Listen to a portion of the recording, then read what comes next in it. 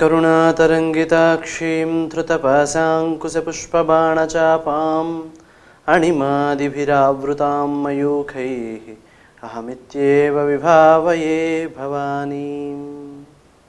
శ్రీగురుభ్యో నమః.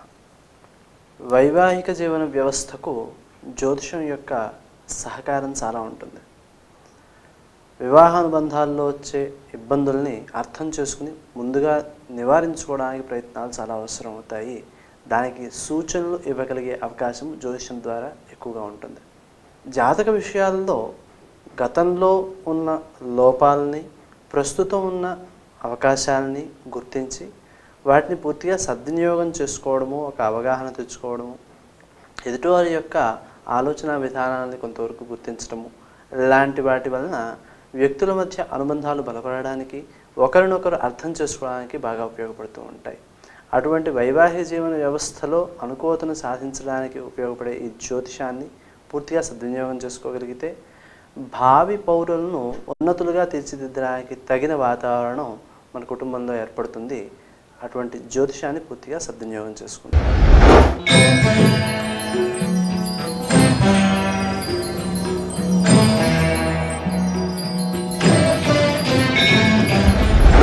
తులారాశి. ఈ రాశి వారికి వ్యాపార సంబంధమైన విషయాల్లో ఖర్చు ఎక్కువగా ఉండే సూచనలు కనిపిస్తున్నాయి. తగిన జాగ్రత్తలతో వ్యవహరించాలి. ఉద్యోగ సంబంధమైన వ్యవహారాల్లో అధికారుల యొక్క అనుకూలత ఉన్నప్పటికీ శ్రమ అధికంగా ఉంటుంది. విశ్రాంతికి తగిన ప్రాధాన్యాన్ని మీరు ఇచ్చినప్పటికీ ఆరోగ్యానికి కావాల్సినంత శరీర శక్తి అభివృద్ధి చెందడం కష్టమవుతూ ఉంటుంది. క్రీం అచ్యుతానంత గోవింద అనే మంత్రం చేసుకోవడం సత్ఫలితాన్ని ఇస్తుంది. వైద్యుని యొక్క సలహాలు సూచనలు పాటించడము, ఆహార విషయంలో సమయపాలన ఇవన్నీ కూడా చాలా ప్రాధాన్యాన్ని కలిగి ఉంటాయి. ఆ విషయంలో తగిన జాగ్రత్తలు తీసుకోవడం మంచిది. స్త్రీజన సహకారం ద్వారా మీరు చేయదలుచుకున్న పనుల్లో అనుకూలతను ఎక్కువగా సాధించగలుగుతారు.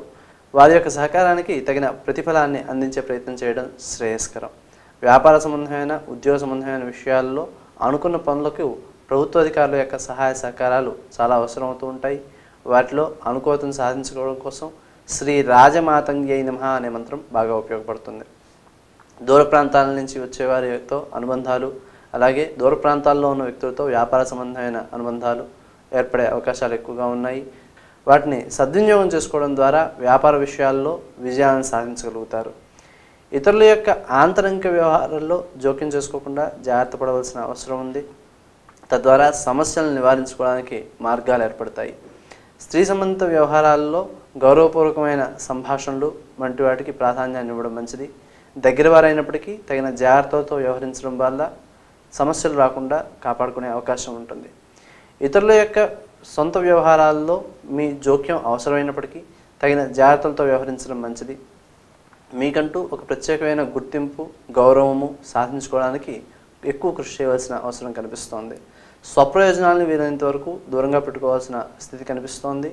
స్వప్రయోజనాలు లేకపోయినప్పటికీ ఇతరుల యొక్క అవసరార్థం పనులు చేసేవి ఎక్కువగా ఉంటాయి. ఆ పనుల్లో నైపుణ్యాన్ని సాధించుకోవడము, విజయాన్ని సాధించడం ద్వారా గౌరవాన్ని పెంపొందించుకోగలుగుతారు. వ్యక్తిగత వ్యవహారాల్లో చిన్న చిన్న ఒడిదుడుకులు ఉన్నప్పటికీ విజయాన్ని సాధించడం ద్వారా ఆ మానసిక స్థితిని దాటి బయటికి రాగలుగుతారు. విద్యార్థుల విషయంలో తల్లిదండ్రుల యొక్క ప్రోత్సాహం ఎక్కువగా అవసరం కనిపిస్తోంది. వారి యొక్క సహాయ సహకారాల ద్వారా మానసికంగా ఉన్న సమస్యల్ని అధిగమించి బయటికి రావడానికి అవకాశాలు ఏర్పడతాయి.